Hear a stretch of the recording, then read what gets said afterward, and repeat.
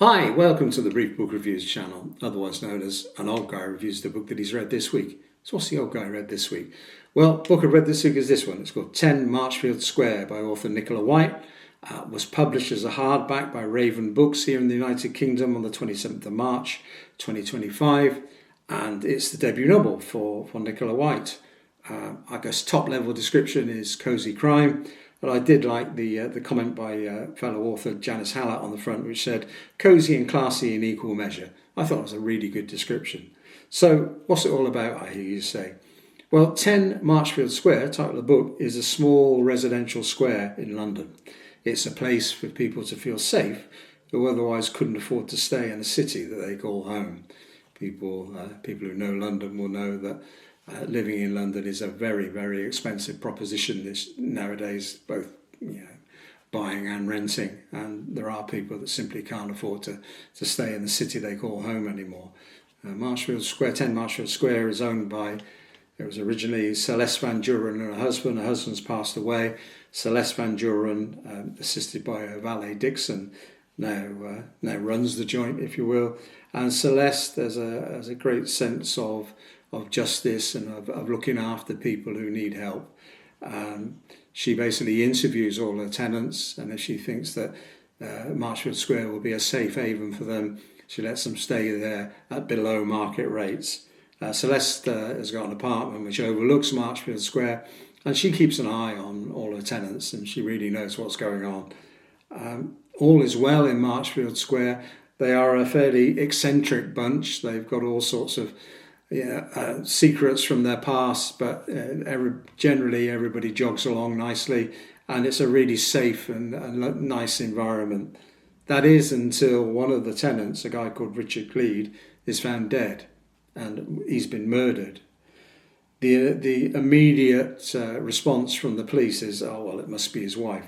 He's well known to be slightly dodgy. He's involved in dodgy art deals, and he's also known for being a bit abusive towards his wife, Linda.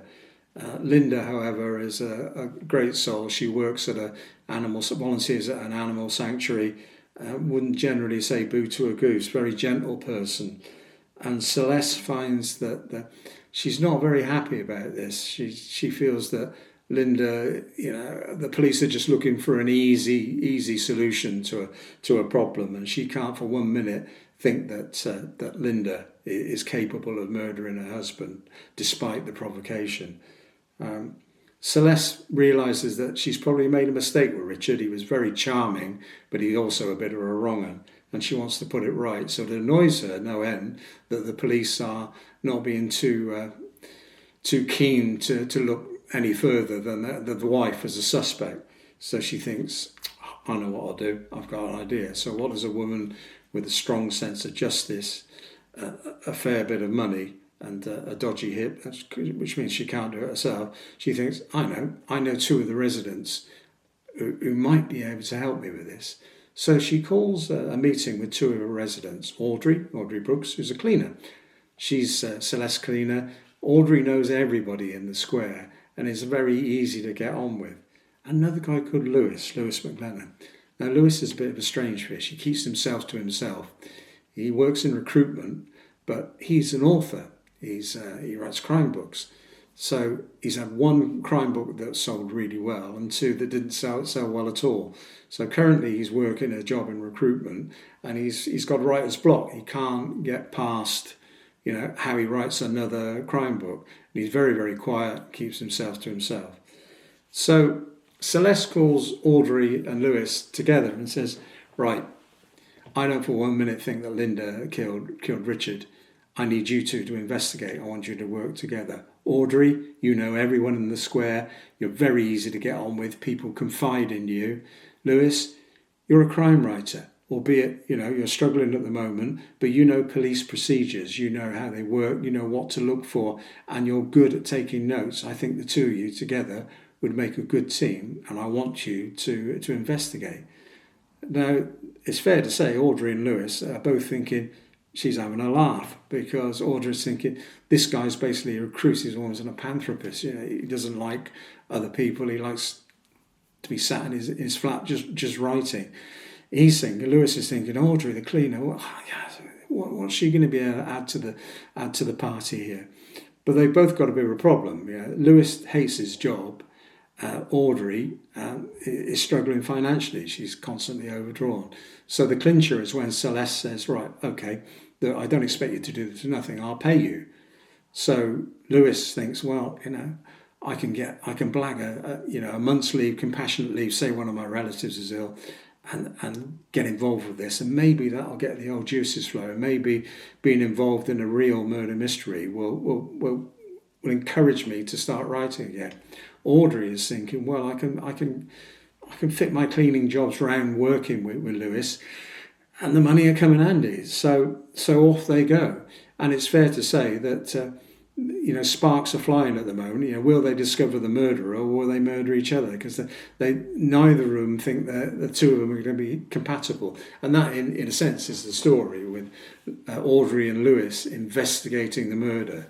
And as the story unfolds, they go from initial antagonism to grudging acceptance that the other person's got skills that may come in useful. And that is exceptionally well written. It's a really, really good story.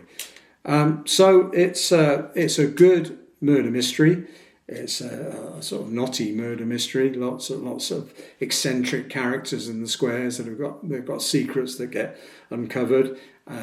The police are involved, obviously. There's a slight problem that one of the sergeant involved had a date with Audrey's flatmate, May, once, so that complicates matters. And the detective inspector in charge, the last thing he wants is a couple of amateurs getting in the way and finding out stuff that he can't and jeopardising his investigation. So a couple of amateur sleuths, they eventually find out who the perpetrators are, because unfortunately there's another murder after Richard, and a really, really nice little twist at the end that you probably didn't see coming.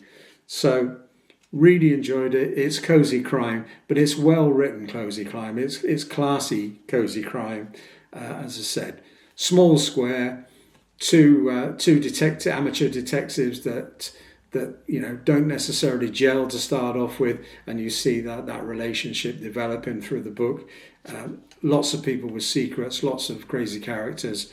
A really, really good read. 374 pages, and we get a bit of a taste at the end. Celeste thinking to herself, maybe Audrey and I keep on forgetting his name, and Lewis will be able to work for me again. Who knows? And I'm sure there'll be another adventure for Audrey and Lewis. So that's it for this week's brief book review. I'd give it 8 out of 10. I really, really enjoyed it. I think it's a really enjoyable read. 374 pages. A fantastic debut novel by Nicola Whyte, and I'm sure there'll be a few more along the line. So, as I said, that's it for this week's brief book review. Apparently, I'm doing it all wrong, because on YouTube you should ask people to subscribe if they like your videos. So, if you've enjoyed the video, please subscribe to the channel. Helps grow the channel. And that's it for this week's brief book review. 10/10 till we do it again. Thanks for watching. Bye.